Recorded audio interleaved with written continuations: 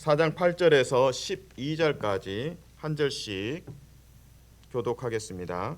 가인이 그의 아우 아벨에게 말하고 그들이 들에 있을 때에 가인이 그의 아우 아벨을 쳐 죽이니라. 여호와께서 가인에게 이르시되 내 아우 아벨이 어디 있느냐? 그가 이르되 내가 알지 못하나이다. 내가 내 아우를 지키는 자니이까.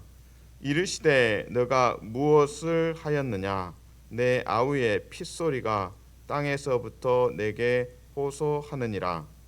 땅이 그 입을 벌려 내 손에서부터 내 아우의 피를 받았은즉 너가 땅에서 저주를 받으리니. 다같이 너가 밭을 갈아도 땅이 다시는 그 효력을 내게 주지 아니할 것이요 너는 땅에서 피하며 유리하는 자가 되리라. 아멘. 가인이 아벨을 죽인 이유는 무엇입니까? 하나님께 예배를 드렸습니다. 가인과 아벨이. 근데 하나님께서는 아벨과 아벨의 제물은 받으셨습니다.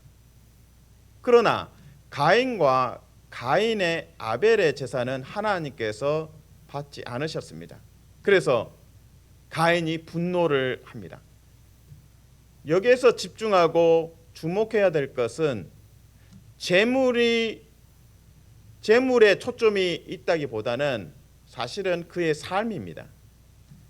아벨과 그의 제물 하나님께서 받으셨습니다. 가인과 가인의 제물을 하나님께서 받지 않았습니다. 그러니까 삶이 중요하다는 거죠. 하나님 앞에서. 첫 번째 적용입니다. 첫 번째 적용의 메시지는 내 탓입니다. 회개하는 자세입니다. 가인과 가인의 제물을 하나님께서 받지 않았습니다. 그러면 해법은 무엇입니까? 이 문제를 해결하는 이 상황을 하나님께서 왜 나의 제물을 받지 않으시지? 내가 잘못했구나. 내가 하나님을 향한 경외하는 마음이 없구나. 내가 잘못했구나. 이게 가인의 태도가 되어야 했습니다. 그러나 가인은 하나님과의 1:1 관계에서 문제를 풀어내기보다 옆에 있는 동생 아벨을 보면서 아벨을 제거해야겠다. 동생을 제거해야겠다. 동생을 경쟁자로 보았고 문제의 해결을 딴 곳에서 둔 거죠.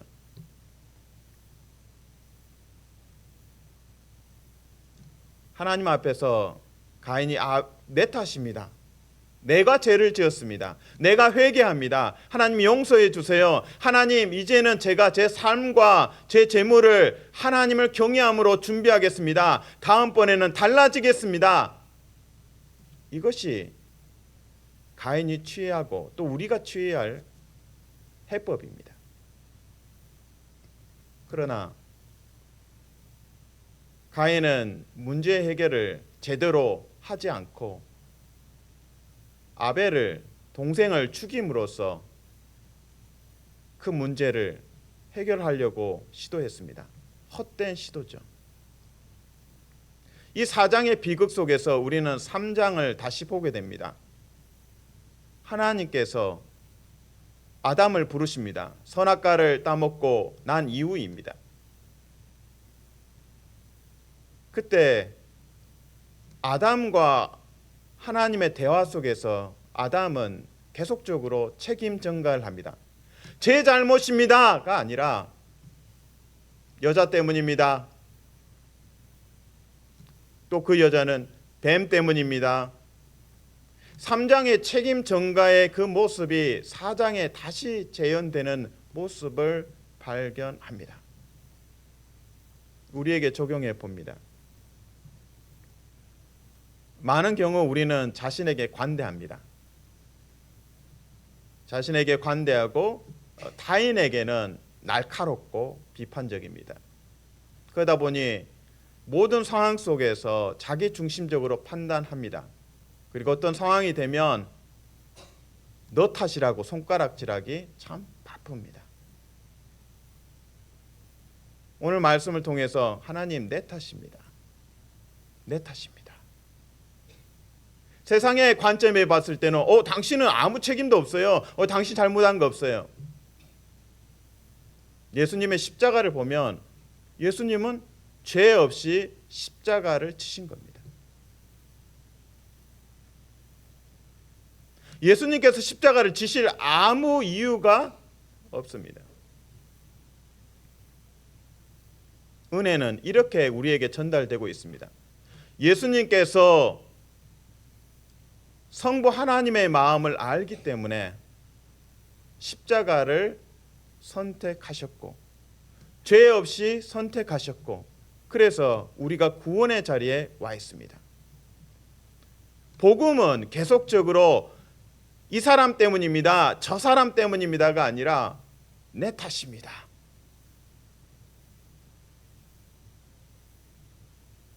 모세의 경우에도 황금 송아지로 만들고 또 우상 숭배를 하는 그들을 보며 하나님께서 이들을 멸하시겠다고 말씀하십니다. 근데 모세가 하나님 안 됩니다. 멈춰 주십시오. 이들을 멸하시겠다면 저도 하나님의 생명책에서 지워 주십시오. 모세의 태도가 중보자의 태도이고 하나님 내 탓입니다. 지도자의 또 태도입니다. 느헤미야도 내 탓입니다라고 말합니다. 자신은 페르시아에서 너무나 먼 페르시아에서 잘 살고 있습니다. 호의호식하고 있습니다. 근데 예루살렘 성문이 불타고 성벽들이 훼손되고 그 안타까운 상황들을 보면서 그 조상들의 죄라고 손가락질하지 않고 하나님 내 아버지와 나의 허물이고 나의 죄입니다 하면서 눈물을 흘리면서 가슴을 찢으며 마음을 찢으며 하나님 앞에 기도합니다.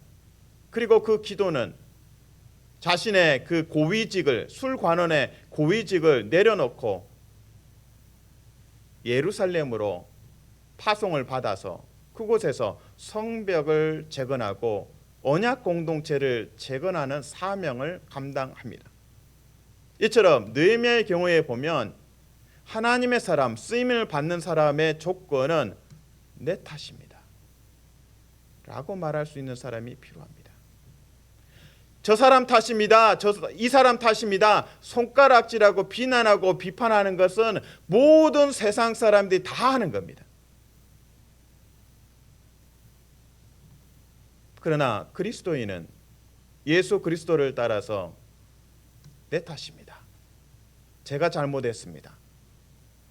예수님께서 죄 없이 십자가를 짊어지셨던 것처럼 오늘 삶의 상황 속에서 우리의 가정에서 우리의 교회에서 우리 이웃과의 관계 속에서 내 탓입니다 하면서 기도하며 사랑을 또 복음을 전할 수 있기를 주님의 이름으로 축복합니다.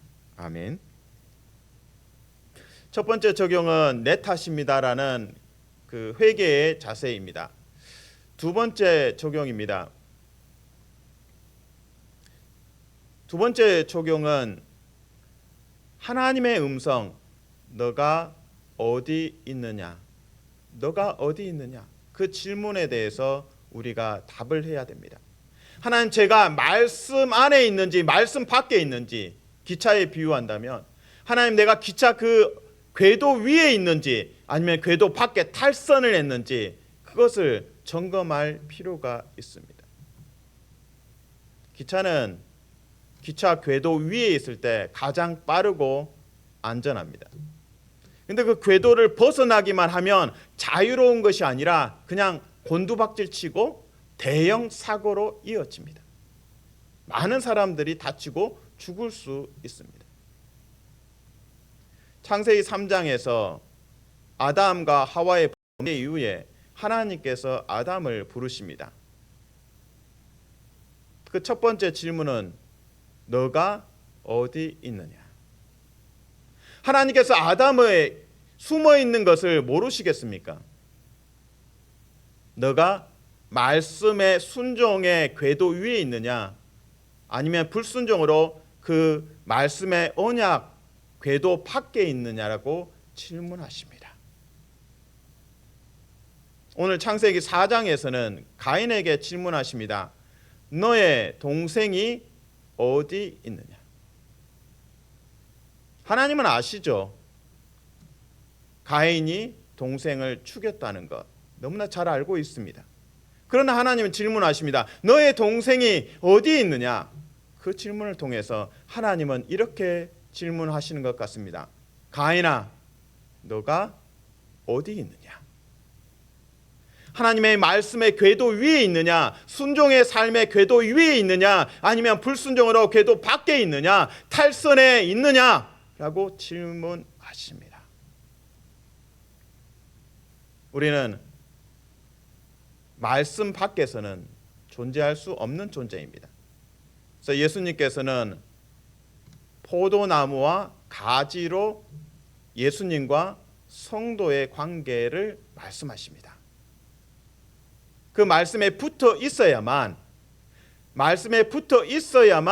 우리는 영양을 공급받고 열매를 맺을 수가 있습니다. 요한복음 15장 5절입니다. 나는 포도나무요 너희는 가지라. 그가 내 안에 내가 그 안에 거하면 사람이 열매를 많이 맺나니 나를 떠나서는 너희가 아무것도 할 수 없음이라. 하나님께서 오늘 우리에게 말씀하십니다. 우리의 이름을 부르시고 너가 어디 있느냐? 말씀의 궤도 위에 서서 포도나무 대신 예수 그리스도에 붙어 있는 가지. 그래서 생명의 말씀을 공급받고 열매가 있는 성도 되시기를 주님의 이름으로 축복합니다. 아멘. 두 가지 적용을 했습니다. 첫 번째는 내 탓입니다. 회개입니다. 두 번째는 말씀 안에 있는 삶. 이제 세 번째 적용입니다. 하나님의 은혜와 자비를 우리는 주목합니다.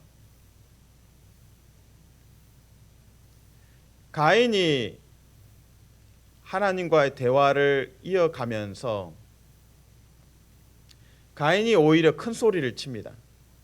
사람은 항상 그런 것 같습니다. 방귀 낀 사람이 성낸다고 하나님 앞에서 오히려 큰 소리를 칩니다. 창세기 3장에 아담도 자신이 죄를 지어놓고 하나님 앞에 큰 소리 칩니다. 하나님이 주신 여자 때문에 여자를 비난하면서 하와를 비난하면서 또 누구를 비난합니까? 하나님을 비난합니다. 이것이 죄인의 모습입니다. 창세기 4장에서 가인은 하나님의 질문에 이렇게 답합니다. 하나님께서 질문합니다. 너의 아우가 어디 있느냐? 가인이 이렇게 답변합니다. 내가 동생을 지키는 사람입니까? 영어로 brother's keeper. 내가 동생을 지키는 사람입니까? 하나님이 하셔야죠. 왜 나한테 그러세요? 인간의 그 악함이 드러나는 대답입니다. 근데 흥미로운 것은 오늘 창세기 4장에 이 가인이 동생을 죽여보니까 얼마나 이 사람이 악한 줄 아는 거죠. 야, 내가 동생을 이 가족인데 죽였는데 다른 사람들은 나를 볼 때 아무 관계도 없는데 내가 위험에 처할 수도 있겠구나. 이제 가해자의 입장에서 가인이 자신이 거꾸로 내가 죽을 수도 있겠구나. 그때 하나님께서 가인에게 표를 주십니다. 내가 죽지 않을 것이다. 너가 죽지 않을 것이다. 너가 죽지 않을 것이다. 창세기 4장 15절입니다. 여호와께서 그에게 가인에게 이르시되 그렇지 아니하다. 가인을 죽이는 자는 벌을 7배나 받으리라 하시고 가인에게 표를 주사 그를 만나는 모든 사람에게서 죽임을 면하게 하시니라. 가인은 죽어 마땅한 자인데 하나님께서 가인에게 표를 주십니다. 그래서 죽임을 면하게 하셨다라고 오늘 4장 15절에 기록되어 있습니다. 우리는 여기서 하나님의 자비하심을 만납니다. 창세기 3장에서 아담과 하와가 죄를 짓고 에덴 동산에서 나와야 하는 상황입니다. 그들은 벌거벗었으므로 창피함과 수치를 느낍니다. 떠날 때 하나님께서 아담과 하와에게 선물을 주십니다. 무엇입니까? 가죽 옷입니다. 그 가죽 옷을 만들기 위해서는 희생되는 동물이 있겠죠. 그리고 하나님께서 가죽 옷으로 아담과 하와를 입혀 주십니다. 창세기 3장의 이야기입니다. 창세기 4장에서 하나님께서는 죄인이고 죽어 마땅한 가인에게 표를 주시고 죽임을 면하게 하십니다. 3장과 4장에서 우리는 다시 자비의 하나님을 만나게 됩니다. 그리고 우리는 창세기 3장에서 여자의 후손 예수 그리스도를 통해서 다시 회복시켜 주실 그 원시 복음을 만나게 됩니다. 우리에게 적용됩니다. 하나님의 자비하심이 창세기 3장, 창세기 4장에 있습니다. 그리고 오늘 우리에게도 하나님의 자비하심이 있습니다. 예수 그리스도로 말미암아 죽어 마땅한 우리를 불쌍히 여기시고 하나님의 자녀됨의 복됨을 허락하셨습니다. 이제 그 사랑과 그 자비를 받은 자로서 우리의 옆 사람을 바라볼 때, 우리의 이웃을 바라볼 때 하나님의 사랑과 하나님의 자비로 그들을 축복하며 복음을 전하기를 원합니다. 특별히 에베소서 4장의 말씀을 통해서 옛 사람을 벗어버리고 새 사람을 입으라. 예수 그리스도로 말미암아 새 사람을 입으라고 말씀하십니다. 창세기 3장에서 가죽옷을 입혀주신 하나님, 창세기 4장에서 가인에게 표를 주시면서 죽임을 면하게 하셨던 하나님, 이제 오늘 우리에게 갈보리 십자가의 복음을 통해서 새 사람을 입는 그리스도로 옷 입는 복됨을 허락하셨습니다. 사랑하는 성도 여러분, 축복합니다. 날마다 하나님의 자비하심과 하나님의 선하심을 찬양하며 그리스도로 옷 입는 복됨이 있기를 주님의 이름으로 축복합니다. 아멘.